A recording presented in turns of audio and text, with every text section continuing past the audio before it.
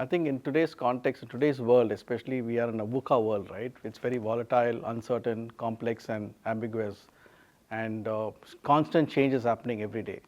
A few years back, we experienced COVID, and kind of change it brought in the world, right? And I think in today's context, if you see, it is a nightmare for a CEO, right? It keeps him, it keeps him, awake in the night. How is he going to hire talent, and how is he going to retain them, especially in the changing world?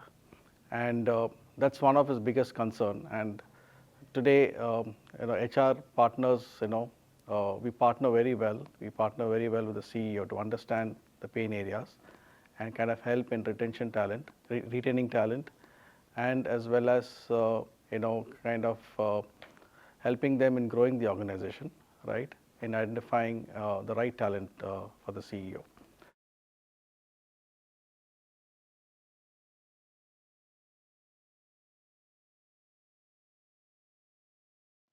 Yeah, one of the most important factors organizations should follow is focusing on the soft part, because the soft part is the hard part. That is, on the soft skills of while hiring. It starts from hiring, right?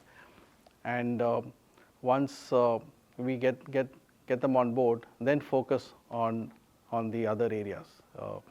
Uh, in terms of focusing on the 3 C's, I would say: character, convictions, and competence. These are the 3 most important things I think we'll have to look at while hiring people and hiring talent and bringing them on board. Instead of just most organizations, what they do is they focus on the competence part and forget about the character and the convictions. So if organizations can focus on these 3 areas, they've done the job well.